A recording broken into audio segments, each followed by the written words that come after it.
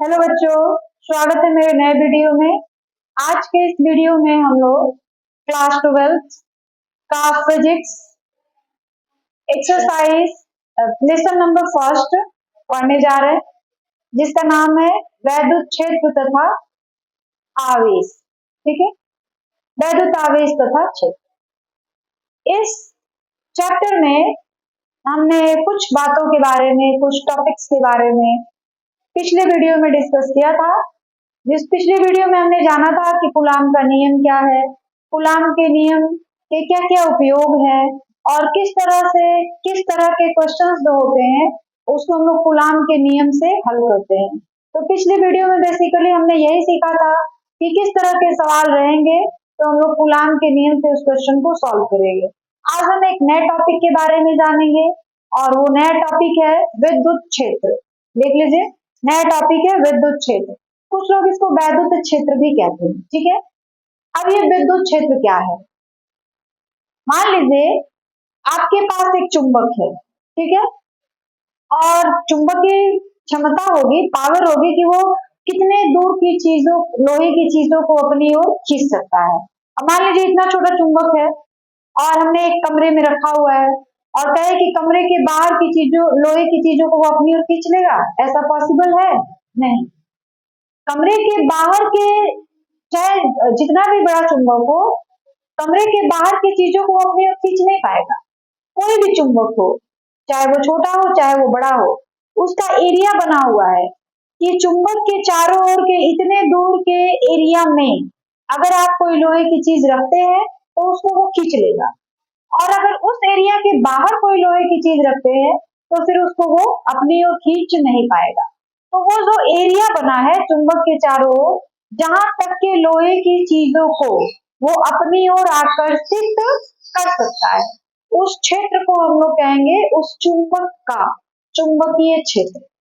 आइए बात समझ में। जैसे मान लीजिए हमने हथेली पे एक चुंबक रखा है, छोटा सा चुंबक है, तो पूरे हाथ में कहीं भी आप चुंबक रखेंगे इस पे तो वो अपनी ओर उसको क्या कर लेगा, खींच लेगा।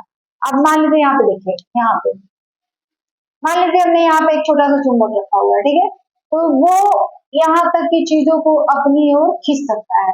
यानी इस चुंबक के चारों ओर इतने दूर का जो एरिया है, यही है इसका चुंबकीय क्षेत्र, जहां तक उसकी आकर्षण शक्ति या प्रतिकर्षण शक्ति काम कर सकती है। अगर इस एरिया के बाहर कोई लोहे की चीज आप रखेंगे तो उसको वो क्या करेगा, ना तो आकर्षित कर पाएगा और ना ही प्रतिकर्षित कर पाएगा। तो इसका ये चुंबकीय क्षेत्र नहीं हुआ। चुंबकीय क्षेत्र कहाँ हुआ? जहां तक चुंबक के चारों ओर का वह क्षेत्र जहां तक उसकी आकर्षण क्षमता या प्रतिकर्षण क्षमता काम करती है, उसी को हम लोग कहते हैं चुंबकीय क्षेत्र। तो ये तो चुंबकीय क्षेत्र की बात हुई। अभी हम लोग बात कर रहे हैं विद्युत क्षेत्र या वैद्युत क्षेत्र।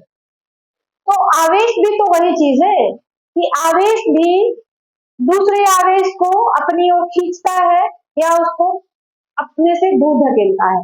लेकिन अब ये किस पर डिपेंड करता है? आवेश के प्रकृति पर। अगर दोनों आवेश सेम है तो उनके बीच प्रतिकर्षण होगा, दोनों आवेश अगर एक ही अलग अलग है तो उनके बीच आकर्षण होगा। ठीक है, तो मान लीजिए अब वही चीज यहाँ पे है, हमने एक यहाँ पे आवेश रखा है Q। तो अगर आप यहाँ पे कोई आवेश रखते हैं Q, तो यह भी अपने आसपास के सारे, मतलब चारों ओर के एरिया में किसी दूसरे आवेश को खोजता है कि उसके एरिया में कहाँ तक के मतलब कोई दूसरा आवेश है। तो अगर वो वहां तक की चीज आप दूसरे आवेश को आकर्षित या प्रतिकर्षित करता है, तो फिर उस आवेश के चारों ओर का वह क्षेत्र जो होता है क्या कहलाता है? वैद्युत क्षेत्र कहलाता है। आवेश के चारों ओर का वह क्षेत्र जहां तक इसके प्रभाव का अनुभव किया जाता है। प्रभाव का अनुभव का मतलब यही है कि अगर मान लीजिए कि इसका क्षेत्र यहाँ तक है, ठीक है, तो इसके अंदर अगर आप कोई भी आवेश रखते हैं, यहाँ पे हमने कोई रखा तो इसको ये खींच लेगा, यहाँ पे कोई रखा तो इसको खींच लेगा, यहाँ पे रखे तो इसको खींच लेगा। लेकिन कोई आवेश अगर यहाँ पे है तो उस पर उसका प्रभाव का अनुभव नहीं किया जा सकता है। क्यों कि उसका जो वैद्युत क्षेत्र है वो इसी गोले के भीतर है। अब उसके बाहर कोई आवेश आप रख देते हैं तो ना तो उसको वो आकर्षित कर पाएगा और ना ही प्रतिकर्षित कर पाएगा। तो ये जो एरिया बना है यह इसका वैद्युत क्षेत्र है। जैसे आप मान लीजिए आपके गांव में या हमारे भी गांव में अलग अलग थाने होते हैं और हर थाने का एरिया फिक्स होता है।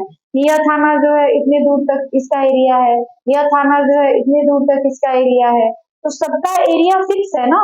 तो वही चीज है, ये जो आवेश है, अगर जैसे थाने की बात हमने की, अगर कोई घटना घटती है यहाँ पे हमारे थाने में हमारा थाना है यहाँ पे, और यहाँ पे कोई घटना घटती है तो हमारे थाने की जो पुलिस है वो आएगी, छानबीन करेगी, जांच की पड़ताल करेगी। लेकिन अगर थोड़ी दूरी पे कोई घटना घट रही है तो हमारे थाने की जो पुलिस आएगी वो कहेगी ये हमारे एरिया का नहीं है, हम इस पे कोई रिएक्शन नहीं देंगे क्योंकि ये हमारे क्षेत्र में नहीं आता है। तो उसका एरिया बना हुआ है ना कि इतने दूर से इतने दूर तक इस थाने में है, इतने दूर से इतने दूर तक इस थाने में है। तो अगर उसके एरिया के बाहर थाने थाने जो लोग जाते हैं, पुलिस जाती है, वो कोई रिएक्शन नहीं देती है। तो वही चीज यहाँ पर है कि यहाँ भी हर आवेश का एक एरिया बना हुआ है कि उसके चारों ओर उस एरिया तक वो अपना प्रभाव दिखा सकती है, उस एरिया के बाहर उसका प्रभाव देखने को नहीं मिलेगा। तो जहां तक उसका प्रभाव काम करता है उसी एरिया को, उसी क्षेत्र को हम लोग कहते हैं वैद्युत क्षेत्र। जैसे यहाँ पे देखिए ये आवेश है, अब इसका ये एरिया जो है इसका बधा हुआ है कि इस एरिया के अंदर अगर आप कोई भी आवेश रखते हैं तो अगर इसके जैसा आवेश होगा तो फिर वो उसको प्रतिकर्षित कर देगा, और इसके अलग तरह का आवेश होगा तो उसको वो क्या करेगा, आकर्षित कर लेगा। तो यहाँ तक उसका क्षेत्र है ना, तो वही कहा जा रहा है कि किसी आवेश या आवेशित वस्तु के चारों ओर का वह क्षेत्र जिसमें उसके वैद्युत क्षेत्र का प्रभाव का अनुभव किया जाता है, और जहां तक उसका आकर्षण शक्ति या प्रतिकर्षण शक्ति काम करता है उसी क्षेत्र को हम लोग कहते हैं वैद्युत क्षेत्र। आगे बात समझ में अच्छे से क्लियर हुआ है आपको? चलिए अब आगे बढ़ते हैं। आगे क्या है? स्रोत आवेश, वह आवेश जिसके द्वारा उत्पन्न वैद्युत क्षेत्र का अध्ययन किया जाता है स्रोत आवेश कहलाता है। अब देखिए मान लीजिए यहाँ पे हमने एक आवेश रख दिया, ठीक है, और आवेश रख दिए तो इसके चारों ओर का ये क्षेत्र हो गया वैद्युत क्षेत्र। तो यह जो आवेश है इसके चारों ओर का क्षेत्र बना हुआ है ना, तो इस आवेश को हम लोग कहते हैं स्रोत आवेश। आगे बात समझ रहे? देखिए वह आवेश जिसके द्वारा उत्पन्न वैद्युत क्षेत्र का अध्ययन किया जाता है स्रोत आवेश कहलाता है। हमारे पास यहाँ पे एक आवेश है Q, इसके द्वारा इसका वैद्युत क्षेत्र कहाँ कहाँ है वो हम पढ़ रहे हैं, अध्ययन कर रहे हैं। तो इस आवेश को हम लोग कहते हैं स्रोत आवेश, ठीक है, जिसके द्वारा उत्पन्न वैद्युत क्षेत्र का अध्ययन किया जाता है उसी को हम लोग क्या कहते हैं, स्रोत आवेश कहते हैं, ठीक है। अब हमको चेक करना है कि इसका जो वैद्युत क्षेत्र है वो कहाँ तक है कहाँ तक नहीं है। तो हम लोग क्या करेंगे, एक दूसरा आवेश लेके आएंगे, इसको तो छोड़ दीजिए ये फिक्स रखिए, यहाँ पे एक दूसरा आवेश लेकर आएंगे और उसको यहाँ रखेंगे, चेक करेंगे कि ये इसकी तरफ आकर्षित हो रहा है या नहीं। अगर आकर्षित हो रहा है तो फिर थोड़ा दूर ले जाएंगे, यहाँ रखेंगे, देखेंगे कि इसकी तरफ आकर्षित हो रहा है कि नहीं। तो आकर्षित हो रहा है मतलब यहाँ तक इसका विद्युत क्षेत्र है, थोड़ा सा और दूर ले गए, वहां उसका आकर्षण क्षमता काम कर रहा है कि नहीं वो चेक किए, तो वहां पे उसकी आकर्षण क्षमता काम नहीं कर रही है। मतलब यह जो हमने दूसरा आवेश Q1 लिया था वो क्या हो गया, उसको हम रख करके और इसके वैद्युत क्षेत्र के बारे में पता लगा रहे हैं कि इसका जो वैद्युत क्षेत्र है वो कहाँ तक फैला हुआ है। तो किस आवेश से जांच कर रहे हैं, इस आवेश से, यह तो हमने यहाँ फिक्स कर रखा है। इस आवेश के जरिए इसका हम लोग जांच कर रहे हैं कि इसका प्रभाव कहाँ तक काम कर रहा है। तो इस जो आवेश हमने लिया है इसके वैद्युत क्षेत्र को अध्ययन करने के लिए, जांचने के लिए इस दूसरे आवेश को हम लोग कहेंगे परीक्षण आवेश, क्योंकि उसी आवेश को हमने लिया है कि हम लोग चेक करें कि इस आवेश का वैद्युत क्षेत्र कहाँ तक है, ठीक है। तो कैसे चेक करेंगे, ये आवेश फिक्स है, हमने एक यहाँ आवेश रखा तो देख रहे हैं कि ये इसकी तरफ आकर्षित हो रहा है कि नहीं हो रहा है, तो यहाँ तक इसका, फिर यहाँ रखे, देख रहे हैं कि आकर्षित हो रहा है कि नहीं हो रहा है, मतलब यह भी इसका विद्युत क्षेत्र है। फिर हमने यहाँ रखा देख रहा है कि इन दोनों के बीच आकर्षण क्षमता हो रही, मतलब आकर्षण बल काम कर रहा है कि नहीं, यह जो आवेश है इस आवेश को आकर्षित कर पा रहा है कि नहीं। तो अगर नहीं कर पाता है इसका मतलब क्या है कि यहीं तक इसका वैद्युत क्षेत्र है, इसके बाहर नहीं है। तो इस पहले वाले आवेश को हम लोग कहेंगे स्रोत आवेश, और जो आवेश आप लिए हैं उसके वैद्युत क्षेत्र का जांच करने के लिए इस दूसरे आवेश को हम लोग कहेंगे क्या, परीक्षण आवेश। और यह आवेश काफी छोटा होता है, इसीलिए इसको हम लोग क्या कहते हैं, बिंदु आवेश भी कहते हैं। और बिंदु आवेश को अक्सर प्रायः Q0, Q1 नहीं, Q0 से ही हम लोग दिखाते हैं। किसी को परीक्षण आवेश या बिंदु आवेश कहते हैं। ठीक है, आगे बात समझते हैं। चलिए बच्चों, अब हम लोग जानेंगे उसके बाद के टॉपिक के बारे में, और उसके बाद का जो टॉपिक है वो है वैद्युत क्षेत्र की तीव्रता। अभी आपने जाना कि जो वैद्युत क्षेत्र होता है या विद्युत क्षेत्र होता है वो क्या होता है। फिर वैद्युत क्षेत्र ये हमने पढ़ा, फिर हमने पढ़ा परीक्षण आवेश, स्रोत आवेश। अब हम लोग पढ़ेंगे कि वैद्युत क्षेत्र की तीव्रता क्या होती है। ठीक है, तो चलिए देखते हैं। वैद्युत क्षेत्र के किसी बिंदु पर क्षेत्र की तीव्रता उस बिंदु पर रखे एकांक परीक्षण धन आवेश पर कार्य करने वाले बल के बराबर होती है। यह अच्छा, पहले तो इस बात को समझ लीजिए, वैद्युत क्षेत्र के किसी बिंदु पर क्षेत्र की तीव्रता उस बिंदु पर रखे एकांक परीक्षण धन आवेश पर कार्य करने वाले बल के बराबर होती है। जैसे मान लीजिए यहाँ पर कोई आवेश रखा गया है, परीक्षण आवेश। अभी हमने आपको बताया कि जो परीक्षण आवेश होता है उसको हम लोग किससे दिखाते हैं, Q0 से दिखाते हैं। और जो स्रोत आवेश होता है उसको हम लोग Q या Q1 या Q2 या Q3 किसी से भी दिखा सकते हैं। तो जो परीक्षण आवेश होता है उसकी जो वैल्यू होती है हमेशा स्रोत आवेश से कम ही होना चाहिए। जो परीक्षण आवेश है हमेशा उसकी वैल्यू स्रोत आवेश से कम होनी चाहिए, नहीं तो जो स्रोत आवेश है वो उस पर अपना बल अप्लाई ही नहीं करता है, उसको आकर्षित या प्रतिकर्षित ही नहीं करता है। सारी बात समझ। तो ये बात हमेशा आपको याद रखना है, या ऐसा होता भी है कि जो परीक्षण आवेश होता है उसकी वैल्यू, उसका मान हमेशा स्रोत आवेश से कम होता है, यानी परीक्षण आवेश Q0। ठीक है, तो मान लीजिए कि यहाँ पे हमने एक परीक्षण आवेश लिया हुआ है। ठीक है, और यह परीक्षण आवेश जो है किस लिए लिया जाता है, तो किसी धन आवेश पर, यहाँ तो धन आवेश की बात करी जा रही है, तो किसी आवेश पर उसका जो चुंबकीय क्षेत्र है वो कहाँ तक है उसका जांच करने के लिए हम लोग परीक्षण आवेश का उपयोग करते हैं। ठीक है, अब ये वैद्युत क्षेत्र की तीव्रता क्या है, वैद्युत क्षेत्र के किसी बिंदु पर क्षेत्र की तीव्रता उस बिंदु पर रखे एकांक परीक्षण धन आवेश पर। मान लीजिए कि यहाँ पे एकांक परीक्षण धन आवेश है Q0। ठीक है, और इसका जो एरिया है वैद्युत क्षेत्र है वो ये है। तो इस वैद्युत क्षेत्र के अंदर इस परीक्षण धन आवेश पर, जो आपका धन आवेश है ना, वो परीक्षण आवेश जो है वो कैसा होना चाहिए, धन आवेश होना चाहिए। तो एकांक धन आवेश पर, एकांक परीक्षण धन आवेश पर जितना वैद्युत बल कार्य करता है उसी को हम लोग क्या कहते हैं, उसी को हम लोग कहते हैं वैद्युत क्षेत्र की तीव्रता। आगे बात समझ में। अब वैद्युत बल क्या है भाई, तो हमने आपको बताया होगा, आपको याद होना चाहिए, नहीं है तो फिर से जान लीजिए। दो आवेशों के बीच कार्यरत बल को हम लोग क्या कहते हैं, वैद्युत बल कहते हैं। अब ये जो वैद्युत बल है वो आकर्षण बल भी हो सकता है या फिर प्रतिकर्षण बल भी हो सकता है। चलिए आगे आते हैं।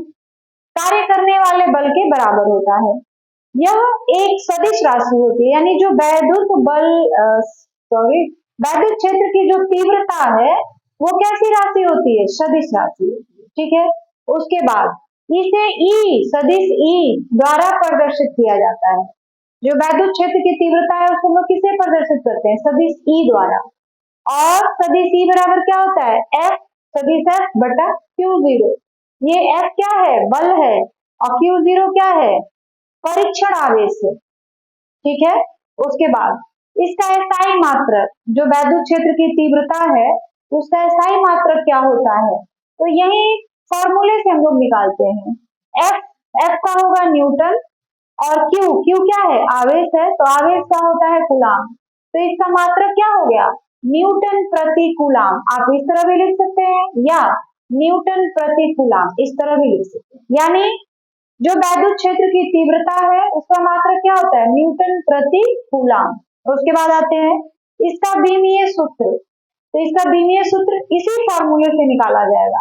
एफ का बीमीय सूत्र NLT की पावर -2 होता है, और क्यूब के लिए क्या होता है, आवेश के लिए AT। तो हम लोग इसको ऊपर ले गए, तो A का पावर -1 T की पावर -1, तो कुल मिलाकर हो गया NLT to the power -3 A to the power -1, यानी इसका बीमीय सूत्र हो गया। ठीक है, तो उसके बाद वैद्युत क्षेत्र के किसी बिंदु पर तीव्रता E हो तो उस बिंदु पर किसी आवेश Q0 पर कार्यरत बल जो होगा F बराबर Q E होगा। ये क्या है, वैद्युत क्षेत्र की तीव्रता है। अब अगर कोई धन आवेश है, यहाँ पे हम लोग नोट में लिख लेते हैं थोड़ा सा, ये भी आप हमेशा याद रखिएगा, जगह नीचे नहीं है वरना हम नीचे ही लिख देते, तो यहाँ पे हम लिख दे रहे। ठीक है, दिख रहा है आपको, धनावेश पर F की दिशा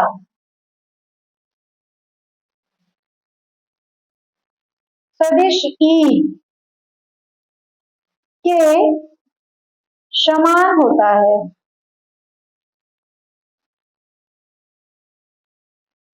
और ऋणावेश पर F की दिशा F की दिशा E यानी विद्युत क्षेत्र की तीव्रता के विपरीत होता है। ये आप हमेशा याद रखिएगा, धनावेश पर F की दिशा E के दिशा के समान होता है, और ऋणावेश पे बल की जो दिशा होती है वो वैद्युत क्षेत्र की तीव्रता की दिशा के विपरीत होती है। तो ये था हमारा वैद्युत क्षेत्र की तीव्रता। इसी को हम लोग कोई कहीं कहीं वैद्युत क्षेत्र की तीव्रता या विद्युत क्षेत्र की तीव्रता भी कही जाती है। ठीक है, वैद्युत क्षेत्र की तीव्रता को कहीं कहीं केवल वैद्युत क्षेत्र भी बोल दिया जाता है।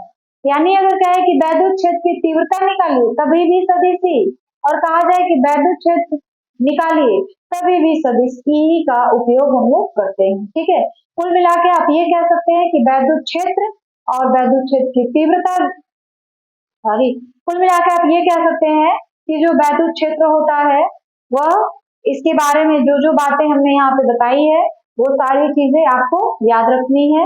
ये हमेशा आपको याद होना चाहिए, क्योंकि जब आप न्यूमेरिकल प्रॉब्लम सॉल्व करने जाएंगे तभी भी ये सारी चीजें आपको यूज करनी पड़ेंगी, फॉर्मूले यूज करने पड़ेंगे, और किसी भी राशि का विमीय सूत्र और उसका मात्रक ये तो आपको बिल्कुल ही याद होना चाहिए, क्योंकि एग्जाम में अक्सर जो ऑब्जेक्टिव टाइप के क्वेश्चंस होते हैं उसमें विमीय सूत्र मात्रक ज्यादातर पूछा जाता है। इसलिए कोई भी राशि हो उसका विमीय सूत्र और मात्रक जरूर याद रखिएगा। ठीक है, तो चलिए बच्चों, अब हम लोग देखेंगे कि अगर कोई बिंदु P है या कोई भी बिंदु है, ठीक है, उस पर हमको वैद्युत क्षेत्र की तीव्रता का मान निकालना है, तो कैसे निकालेंगे। ठीक है, तो चलिए देखते हैं। मान लीजिए यहाँ कोई आवेश है Q प्लस Q, ठीक है, और इस Q के कारण कोई भी आवेश हो तो उसके चारों ओर विद्युत क्षेत्र तो होगा ही, जहां तक उसकी आकर्षण या प्रतिकर्षण क्षमता काम करती होगी उसी क्षेत्र को हम लोग क्या कहेंगे, वैद्युत क्षेत्र कहेंगे। ठीक है, तो इस Q के कारण इसी के विद्युत क्षेत्र में किसी बिंदु P पर, कोई बिंदु P ये है, कितना वैद्युत क्षेत्र की तीव्रता होगी इसका हमको मान निकालना है। तो अभी आपने पढ़ा है कि वैद्युत क्षेत्र की तीव्रता क्या है, उस बिंदु पर कार्य करने वाले बल के बराबर होता है।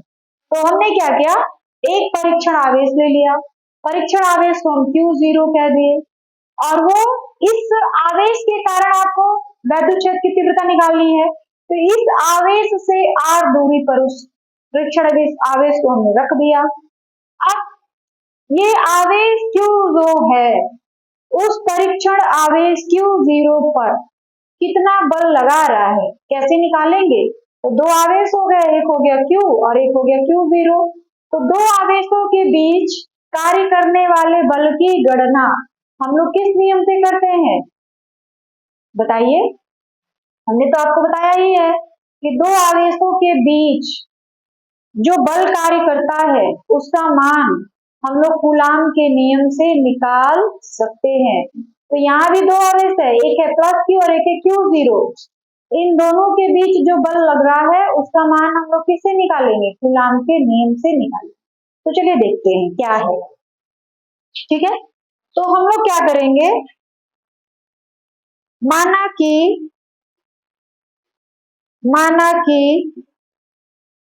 देख लीजिए बिंदु O है यहाँ पर, अब बिंदु P है, माना कि बिंदु O से R दूरी, काफी शॉर्टकट में लिख रहे बच्चों, देखिएगा आप लोग, काफी लिखने की जरूरत नहीं है आपको, काफी कम समय में इसको लिख रहे हैं, काफी कम जगह पे भी लिख रहे हैं। माना कि बिंदु O से R दूरी पर कोई बिंदु P है, ठीक है।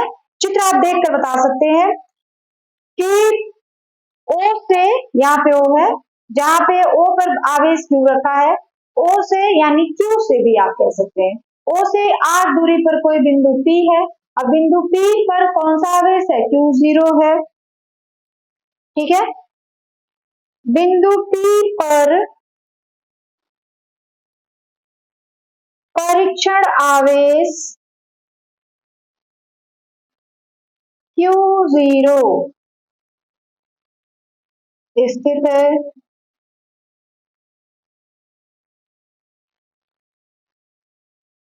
है, अतः आवेश Q के कारण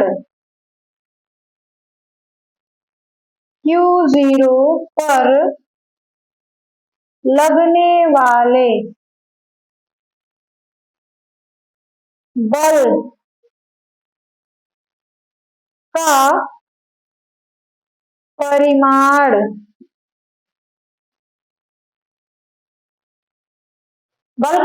क्या हो जाएगा, हम लोग कूलाम, अब यहाँ पे तो दो आवेश हो गए ना, एक हो गया प्लस Q और एक हो गया Q0। तो दो आवेश के बीच लगने वाला जो बल होता है उसको हम लोग किस नियम से निकालते हैं, कूलाम के नियम से निकालते हैं। तो बल हमारे पास क्या हो जाएगा, देख लीजिए, F बराबर 1/4πε0K इंटू, देखिए कूलाम का नियम था Q1 और Q2, तो वहां पे दो आवेश थे Q1 और Q2, लेकिन यहाँ पे हमारे पास दो आवेश हैं लेकिन Q1 Q2 नहीं है, क्या क्या है, एक है Q और एक है Q0, यानी इसको आप Q1 कह सकते हैं और इसको आप Q2 कहिए, या इसको Q1 कहिए, इसको Q2 कहिए, आई बात समझ में। तो आप किसी को भी रख सकते हैं Q1 Q2, तो हम लोग यहाँ पे Q2 की जगह 0/r²। अब ये R क्या है, इन दोनों आवेशों के बीच की दूरी है, ठीक है। अब देखिए E बराबर क्या होता है, अभी आपने पढ़ा वैद्युत क्षेत्र की तीव्रता, E बराबर क्या होता है, F/Q0, ठीक है। अब देखिए F की वैल्यू तो आपने निकाल रखी है, Q0 रख लीजिए, F की वैल्यू ये पूरी हो जाएगी 1/4πε0K इंटू Q0/r², ठीक है। और उसके नीचे आपको रखना है इस तरीके से Q0 डिवाइड करना है, तो इसको आप क्या करेंगे, थोड़ा सा और अच्छे से इसको समझिएगा।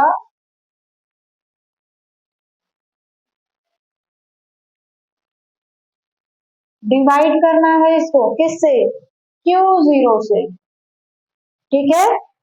यहाँ तक तो ये तो काफी बेसिक चीज है, सबको आना चाहिए, लेकिन मान लीजिए कुछ स्टूडेंट ऐसे हैं जो बिल्कुल कुछ नहीं जानते हैं, उनके लिए ये बताया जा रहा है, ठीक है।